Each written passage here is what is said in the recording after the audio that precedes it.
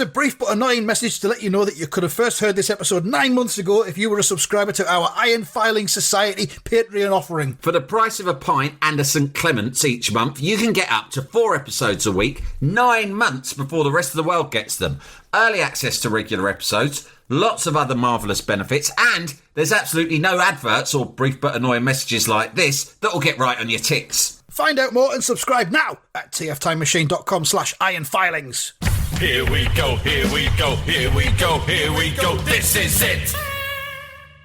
This is Top Flight Time Machine. I am Andy Hotbody Dawson. Pow, pow, pow.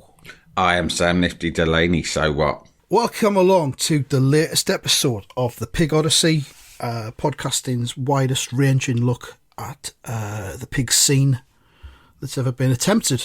Yeah. And I think that we are back on track with the Tamworth 2. Let's hope so. Is that right? Does that sound I think that's right where we sort of hoped to be heading, was to complete the story of the Tamworth 2. Yeah. I've got the Wikipedia page in front of me for as an information source. Actually, I don't, to be honest. I've got it. I'm lying. I've got it. That.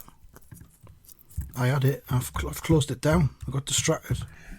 I've got it. It's good pig news coming up later on. I've got an overview of latest pig news from around the world. Oh. Some very interesting pig stuff. Bulletin. Yes. Because, of course, pigs, it's not history. Pigs are ongoing to this day. Yeah, you've got to keep... Pigs evolve. You've got to know your history to fully understand... Of course you do. The present situation. Same as with Russia and Ukraine. Very similar situation to the pig situation, if you think about it. Yeah. Yeah. Just look back in history. There's something going on now, but if you really want to understand it, you need context. So before we start dating you on what's been going on in the last week, even the last hour, in the world of pigs, you have to understand the big moments in pig that have gone down in the past. Yeah. And few have been bigger than the story of the Tamworth 2. Yeah. Pig, like all branches of history, pig history repeats itself. It does. Yeah. Do we ever learn? Do pigs ever learn? No, I don't think they do. The Tamworth 2 were a pair of pigs that escaped while being unloaded from a lorry at an abattoir in the English town of... We've been to this, but I just want to recap. Malmesbury, Wiltshire, in January 98. The pigs, which were later named Butch and Sundance, after the film, were on the run for more than a week, and the search for them caused a huge media sensation, as well as immense public interest, both in Britain and abroad. They did. Yeah, and that's... we hate on Britain and the British quite a lot on this podcast, which is a shame because we are British. There's no getting away from it. But sometimes, you sort of think, oh, God, it's so awful and embarrassing being British. Like, it's so stupid. But then some things just remind you that actually there are good bits. If we could just get rid of the shit bits, there's something worth saving. And yeah. I think... that the way in which our media can cause a sensation that captures the imagination of the entire nation over 2 escaped pigs, that's wonderful. It's wonderful. And there'll be cynics who go, great distraction by the mainstream media, trying to distract from the fact that the real problem that's going on round here is that the beaches are full of E. coli. Right, and I'm going, yeah, no, you're right. The beaches are full of E. coli and blah, blah, blah. But sometimes it's, it doesn't serve anyone to just wake up every morning and think that the only legitimate way to live your life is to think only about negative things. Sometimes you need to be inspired by good things. And 2 pigs taking one look at a fucking abattoir and literally going, fuck that. And just fucking off and going on the run for weeks is wonderful. Yeah. Yeah, but you need to look deeper. You need to find out who these pigs belong to and how much he's been paid by the establishment to release these pigs just at this time now when there's a bill going through about racism and how racism is apparently good now. They're legalising racism under your fucking noses, but you're all happy to clap along to two pigs on the run. I actually know all about politics, and they call this a dead cat. They call this the dead cat technique. Although in this case, they probably call it the dead pig. And it's just to distract you from the real story. Shut up. Get on board. Love the pig story. Love pigs. Butch and Cassidy, they're living life in the way that we all wish to. In many senses, we're all facing the abattoir, aren't we? But Butch and Sundance said, no, not for us, not today, not in this life. It's a parable about all of our mortality, I guess. Well, we got to the point where the pigs were estimated to be worth £40 to £50 each, which we thought was low. Yeah. But then this was 1998, so I mean, I don't know. And their owner was a council road sweeper called... Arnoldo Di Giulio. I mean, wonderful. Maybe that does need to be looked into. Maybe that was a made-up man. Yeah. I don't know. And maybe it was a distraction technique. And he is, a council road sweeper. And he stated that he still intended to send the pair to slaughter should they be recaptured. I tell you this. Yes, I understand. I tell you this, These pigs my have friend. captured the hearts. A lot of people love what they do. A lot of people inspired by the magical story. But I tell you one thing. I catch these pigs, I still have them slaughtered. Not all stories have happy endings, huh? I catch these pigs. And then he turned to the camera on BBC News. He said, Butch Cassidy, if you're watching now, and I suspect you are, I will catch you. And when I do, I will have you slaughtered. Yeah. And he drew his finger across his throat. It's night, piggy.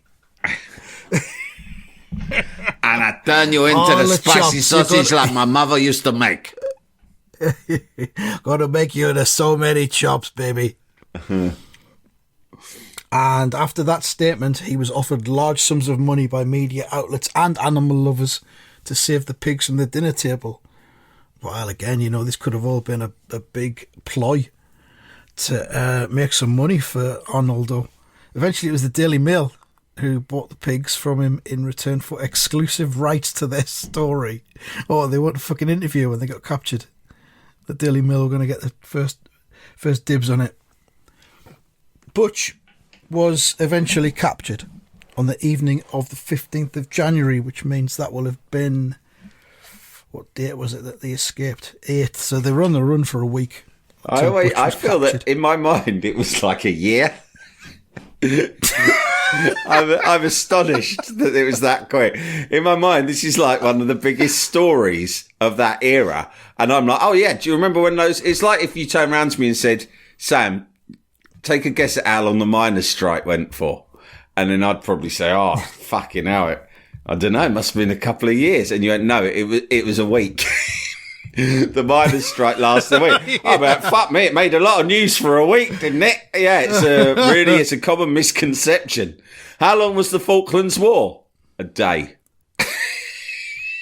Yeah, it was a 24-hour war. I mean, you might have been a bit young for this, but I've got a comparison, which was when Hercules the bear went missing in Scotland in the forests in 1980. Yeah, and he was. I've just looked. He was gone for 24 days, but that felt like months. Because, and what about, and it was there the end of the summer holidays as well. So, there was nothing else going on. It was 20th of August. In the 70s, wasn't there a giraffe that was dying that people were quite invested in as well?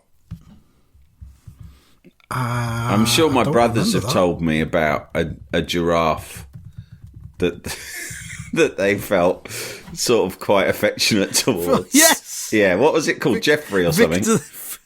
Victor the giraffe. In 1977. What's his story? Oh, this might be. Yeah, and I think he died around the same time. What year did Elvis die? 1977. Yeah. So there was graffiti in Brentford where we lived, and it said something like, someone sprayed Elvis lives, on a wall as you were driving through Brentford, and then the giraffe died. Someone crossed out Elvis and wrote Victor. It was about 6 weeks after Elvis's death. Yeah. Victor the giraffe, he slipped, did the splits, and couldn't get up. Oh, fucking hell. What did it fucking hell? How can they... If you're in charge of giraffe... I mean, look, I've never been in charge of an animal at a zoo. I would love to. It's one of my dreams, is to be put in charge of one of the big five at a zoo, but not yet. And so I'm not an expert, but if I was put in charge of the giraffes, the first thing I'd say to my team is, right, the number one thing you've got to watch with these giraffes is don't let them slip over.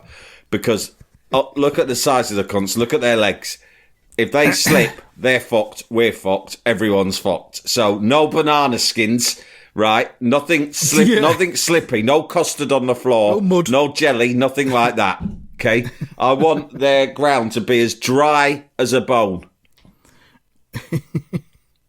There's more. It says here on the BBC, no less. Nobody quite knows what Victor was doing at the time, though some suggested it may have involved his lady friend, whose name was Dribbles. The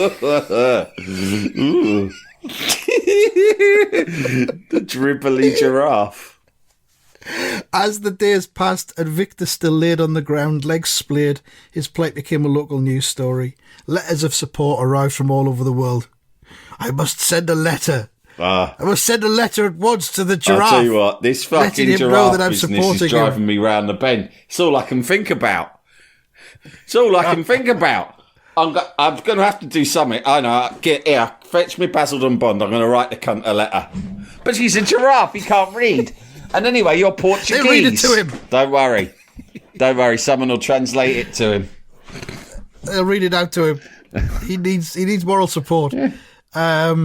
Portsmouth dockyard workers made a sling which was used in an attempt to hoist Victor back onto his feet, but to no avail. And it's a sad story. It's a sad ending. It's really sad. He never did stand again, and eventually he died in the arms of his keeper. Oh, it's like that bit in Return of the Jedi when that monster dies. Or Bambi. Yeah, but when the monster dies, his carer cuddles him as he dies. That's the comparison there. It's really horrible to see the heartbreak that the death of an animal can cause to its human owner. Well, he suffered a heart attack and he'd torn a muscle in his leg, so he was. But there's a bit of a happy ending after the sad ending. Dribbles gave birth to a female calf the next summer. So and it was Victor. Well, do we know it was Victor's? I don't know. Dribbles with a nickname like that, she might have been putting it about a bit. Well, I don't know. I think there was only two of them in the pen, so if it wasn't Victor, it was probably the keeper. They found out she was slipping out at night to meet up with other giraffes while he was asleep. Putting it about, wasn't she? You don't get a fucking nickname like Dribbles by accident. She gave birth to a female calf. So it looks as if Victor's final glorious act before he did the splits was having it off.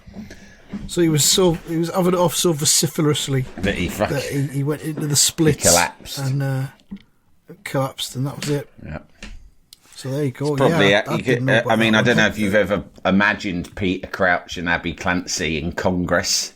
But pretty similar sort of situation. I bet he gets carried away. He's an enthusiastic chap, isn't he, old Crouchy? I'm not suggesting there's a harness involved, but there might have to be. I don't know. It's none of my business, of course, but I reckon those two have a really great sex life.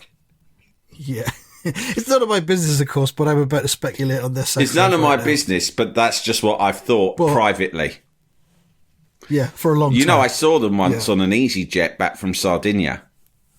Did you? Yeah, and I thought to myself, fucking hell, look at them just getting on a normal flight. I think he was still playing at the time, maybe towards the end for Stoke City. Right. And I was like, but at that time, it was only, I think if you wanted to fly to Olbia, which is where I usually fly to if I go to Sardinia, you could only get EasyJet there, right?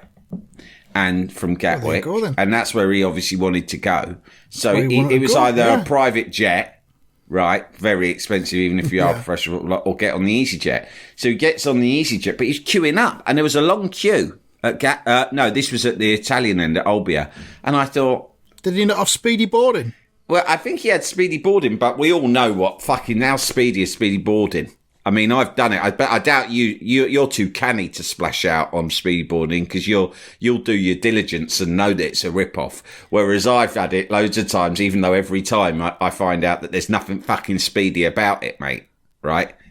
Well, I'm the prick who sits there in the departure lounge while everyone's queuing to get their passports checked and get on. And I'm like, look at them standing up. Yeah. I'm just going to sit down. I'll be last one on. Yeah. I'm superior to all of those cunts.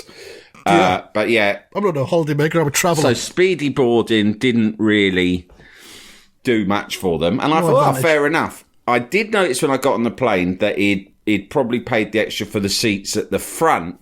He was sitting in the front because that gives you extra legroom, right? Which obviously you'd need. But then at the other end, I was fixated upon it. I was saying to my wife, I can't believe they're on this flight. And she was going, don't be ridiculous. You know, he's a down-to-earth guy. And anyway, what's the alternative?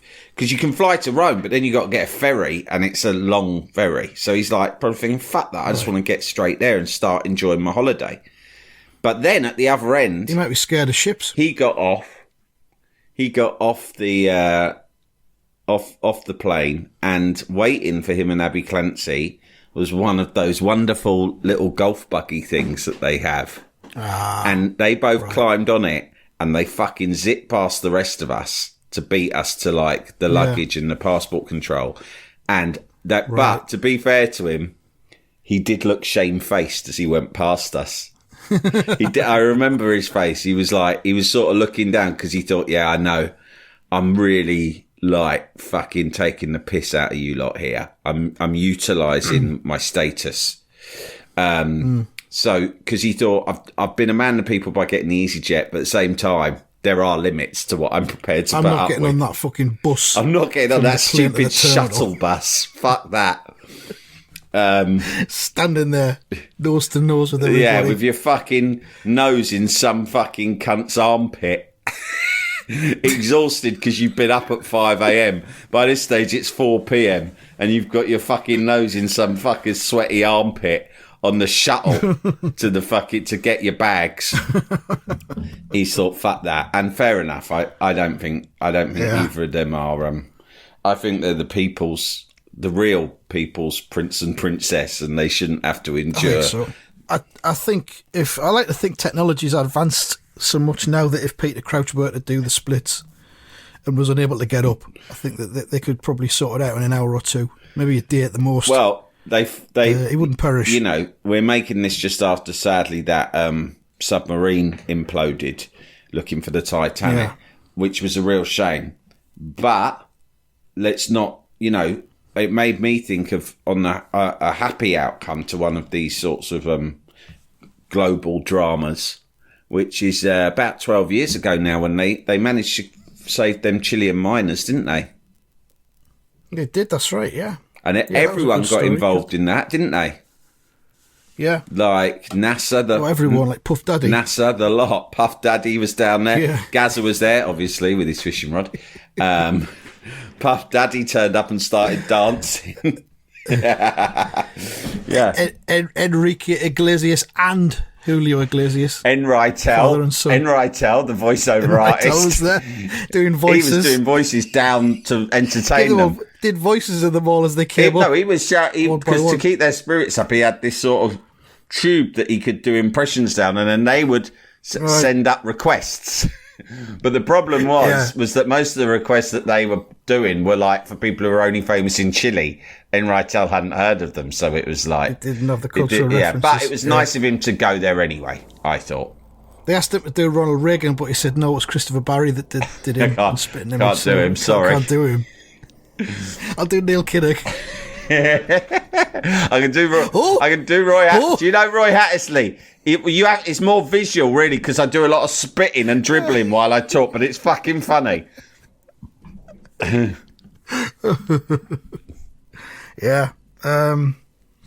Yeah, chili and miners, good times. So Butch was captured 7 days after disappearing, when she and Sundance were spotted foraging in the garden of a local couple, Harold and Mary Clark. All right. What's all this? What do you mean, what's all this? Foraging. We're fucking foraging. Ain't you heard of us? We're the Tamworth too. We're on the run. How do you You think see the news? we're hardly going to just walk into fucking Budgeons and buy ourselves a fucking meal deal, are we? We haven't got any fucking money. And anyway, we get caught, so we're going to have to forage. Well, this is my private property. I think this was... Well, call the old building. Yeah. I'll be gone by the time they turn up, darling. Yeah. Unless you got any turnip tops for me, in which case... Yeah. Fucking get a shift on, get them out here. I'll gobble them up and then fuck off and leave you to it. I think Raoul Mort was inspired by that element of the story, because he was caught nicking tomatoes. He came out of the forest he was hiding in and nicked some tomatoes out of someone's greenhouse, then fucked off back into the forest. And that's how they caught him. So he probably... Well, they spotted him. I think it was the day before they eventually caught him, but he was spotted in the town. His taste for tomatoes was ultimately his undoing. Lust for tomatoes, yeah. I mean, surely there's enough to eat in the forest. There's like leaves and stuff. You know, tomatoes are mainly water anyway, aren't they? Like cucumbers. I know. Jalapeño. Jalapeño. For me, I don't say this in front of my wife too much because she's a tomato fan. But I'm just like, yeah, tomatoes, whatever. We've always got loads of them in the house, those little cherry tomatoes. Mind you, cherry tomatoes nowadays, when we were younger, cherry tomatoes seemed like some sort of mad, exotic fucking lunacy, like a delicacy. Now, Yeah. you go into a shop and it's harder to get a normal sized tomato. But whatever shape or size they are, me personally, I'm like, tomatoes, they're all right. But Yeah. half of them, They give me a bit of indigestion, actually. they don't really. I get a bit of acid They don't from taste of tomatoes. much. Do you know what I mean? Half the No. time. So I think if you buy those expensive ones that come on the vine, they call them In the they little call them cardboard heritage tomatoes. And the first time I saw that phrase used, I was in like a restaurant or a posh cafe, and I said to them, "Excuse me," and I wasn't trying to be facetious or clever. I genuinely thought I was interested. I said, "What is a heritage tomato?" And the waiter was like, "What?" And I was like, "What is a heritage tomato?" And they just went, "Well, it's like a tomato that's part of our heritage." And I was like, "Oh, so it's better?" And they went, "Yeah." Right. And I was like, "All right, I'll have that then." And it did taste better than the cherry tomatoes you get from Asda's. The ones I'm talking about are the other ones that come from Italy, and they're kind of like Yeah, a bit and then there's something more about that expensive. that They don't makes me Sainsbury's feel taste the difference. like it makes me feel slightly Caligulan if I'm like, I have to have my tomatoes flown over from fucking. I mean, it is mad, isn't it? It's like, yeah, see those tomatoes? I don't know, they're not quite nice enough. They're not. I don't know what it is, but they're not like sweet and tasty enough. Apparently, it's because like there's not enough natural sun on them. But in Italy, they grow with much more natural sun. So what I want to do is I want you to fly on a plane tomatoes from Italy. But won't they go off? Well, you're going to have to fucking work that out. You're going to have to fucking work They out don't, do they? some That's sort the of thing. chilling system that they do not go off. But I need, and you're going to have to get them here quick. So I want them picked, packaged, put on the plane, flown over, and put on the shelves of Asda and Sainsbury's within 24 hours, or I'm not going to be happy. It's mad, isn't it? the world we live in, Sam. It's the world we live in. It's the world we live in. Yeah. The alternative is that Britain becomes a prison island. We only eat tomatoes that are grown here, which, as we've just said, is a load of shit. So, you know. Well, I think we should go back to tomatoes from here all nature. the time. I think we can grow nice tomatoes. You know, is it? You think? Of course, you're also supposed to eat seasonally, aren't you? Like, that's the other thing is you go, I don't know what season anything is. Well, strawberries, they're summer, aren't they? Yeah.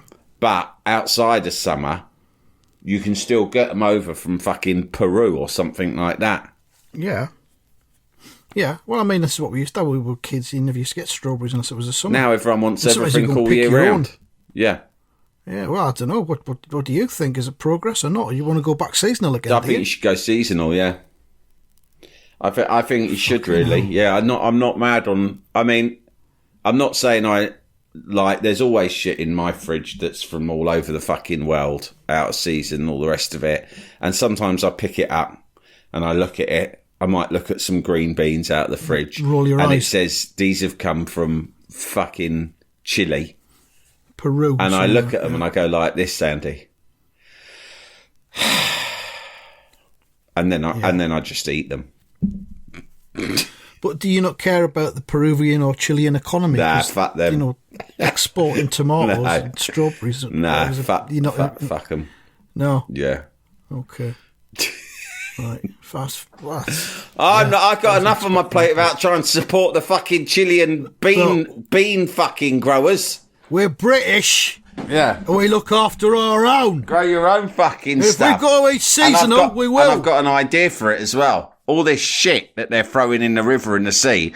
I've just heard breaking news from my wife that it might be that I can't go in the sea at fucking Isle of Wight this year. And I said, I'd expect so, yeah. why? And she went, because it's full of shit. Full of and I was shit? like, I've been going in that sea for 20 years and it never done me no harm. I'll go in that sea. And she went, no, but I said, if there was shit in it, I'd have known by now. She went, no, but in the last year, there's extra shit been put into it. All the fucking British beaches, they're stopping you getting in the sea now. And I'm fucking angry about this because I love on a hot day getting in the sea in the Isle of Wight. So I'm thinking all this shit that they don't know what to do with, so they keep dumping it in the sea and the rivers. You could be using that to grow fucking tomatoes out of. Well, yeah, something. Yeah. Something to think about. That's all I'm saying. I promise you I will think about it later on. So, yeah. Butch was captured foraging in the garden of Harold and Mary Clark. Sundance escaped back into the thicket, but he was flushed out the next day by 2 Springer Spaniels and was tranquilised with a dart gun. Oh, the cunts. This reminds me a lot. When it says he was flushed out, it reminds me a lot of, you know that film The Fugitive, and Tommy Lee Jones is chasing Han Solo.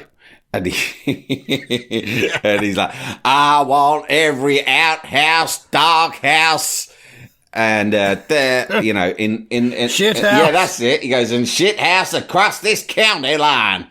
That's what it was like with Butch and Sundance. Flush him out.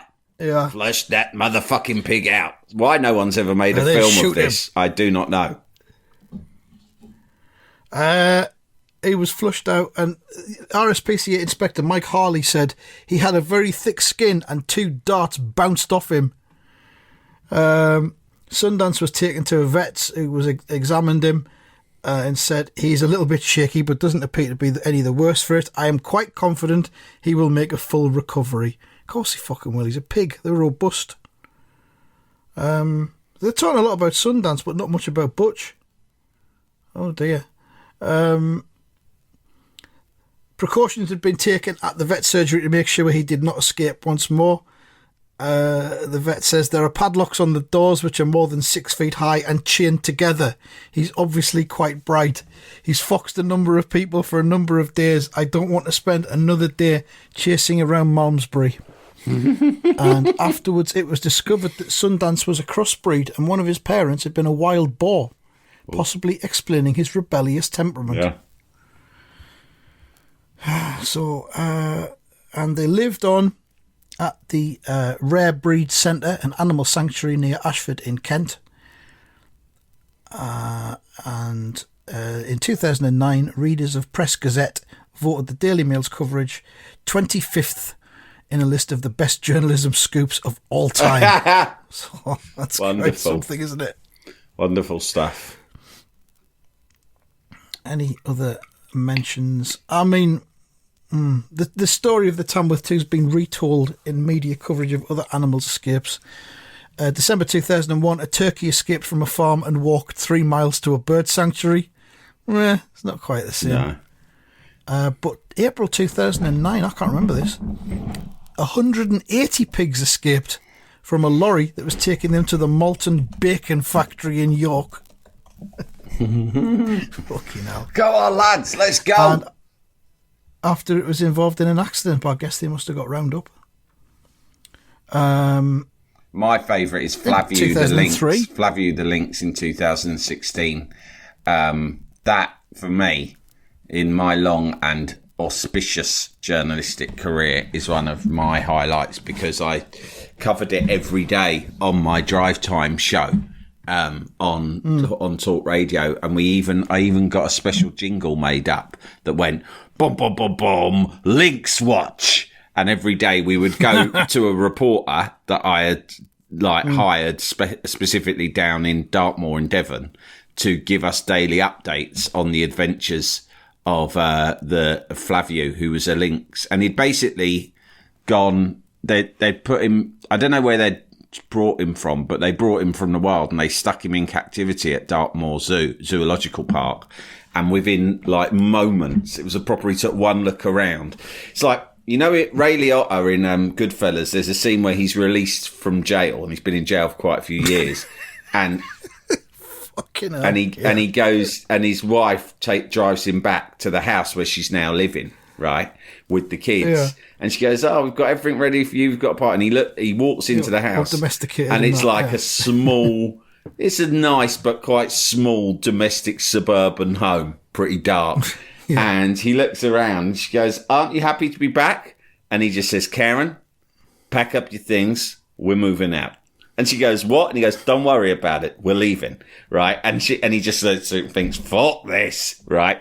Yeah. And that reminded me of Flavio the Lynx, because Flavio the Lynx got put in this fucking, quite nice sort of setup they'd got for him. And within, moments, he just looked around and went, "Fuck this." And he just burrowed his way out and fucked off. And then he was on the run for most of that summer, which is how I got to milk the story and stretch it right out, because every day they tried different things. They had drones looking for him and everything. And fucking hell. They just couldn't find him. And then by sheer coincidence, and it was a real genuine coincidence, as I'm looking into the story more, I said, we should get the zoo owner on, right? The zoo owner was a guy called Benjamin Mee. And I went, I used to work with a bloke called Benjamin Mee years ago on Men's Health magazine. Turns out it's the same bloke. He was a journalist, right? And he worked on that magazine, and I knew he was a really nice guy, so I got to know him. He was very helpful to me. And since then, he'd fucking, through one thing and another going on in his life, he'd wound up fucking buying a zoo. And that film, We Bought a Zoo, with Matt Damon, is about him. Whoa! And I didn't know any of this until Flavio the Lynx went on the run. I became obsessed with Flavio the Lynx. I started covering the story. Then I go, get this zoo owner on. I go, I know Benjamin. He comes on air and goes, "It's me. We work together." And I was like, "Oh my God, this is amazing. What are you doing owning a zoo?" And we had this conversation on air, which was really weird. And then I called a mutual friend and said, "God, it's fucking amazing. I just caught up with Ben Mee, da-da-da." And my mate's gone, "Yeah. Oh yeah, he bought a zoo a few years back." And I went, "It's like that film." He went, "Like that film? It is that film, you cunt. They made it about him." Fucking incredible, right? Wow. Yeah. Right now, our official diversified farmer Lewis Clare's listening to this thinking, why can't they make a fucking film about me? Well, you better do something fucking wild like he did. I mean, he just... Yeah. I think there's a story behind how it led to him buying the zoo, but he bought it. I don't know if he's still there now, but he's a lovely guy. And, but it was quite stressful for him, because although he wasn't stressed at all when I was speaking to him, he was like, the link's still on the run. We'll get her in the end. Oh. Well, it's not here.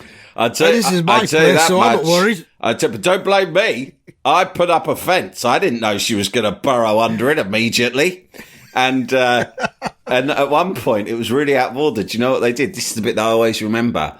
To try and flush her out, they played recordings of her mum's calling.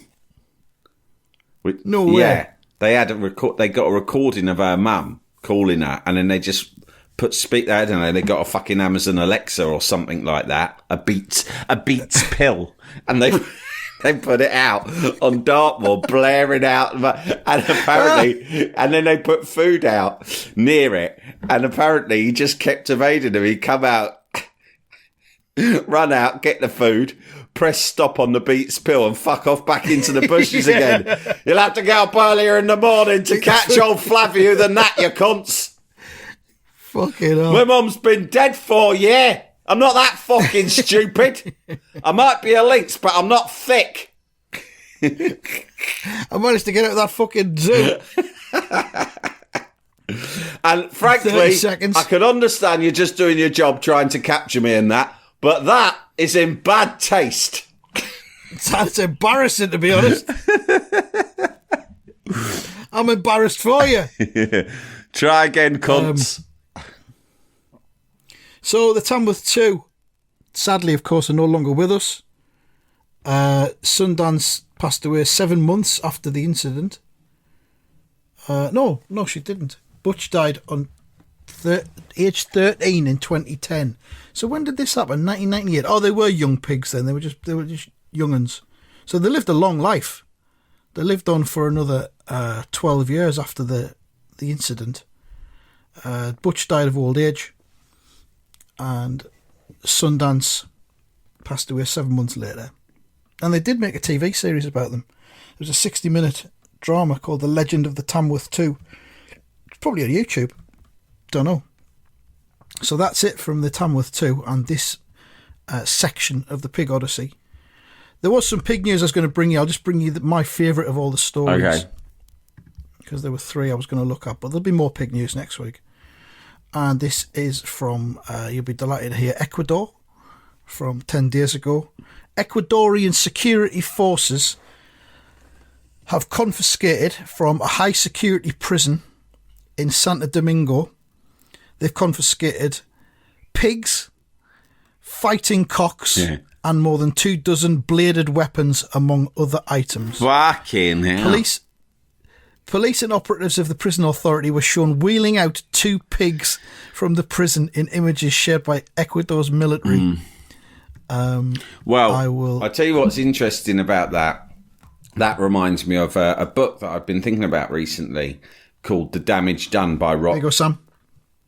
Oh, they're lovely. One's lying on top of the other, is he? They're fucking massive. Yeah, they're huge. Yeah, I read this book years ago by a bloke called Warren Fellows called The Damage Done. I don't know if it's still in print or whether you can get it on Kindle, but it's holiday season, and if you're looking for a good holiday read, trust me, get this fucking book, right? When I read it, and this was before I'd read Elton John's book, it was probably the best book I'd ever read at the time. It's called The Damage Done, 14 Years of Hell in a Thai Prison. Or I can't remember the number of years. Maybe it was 7 years. Anyway, it's like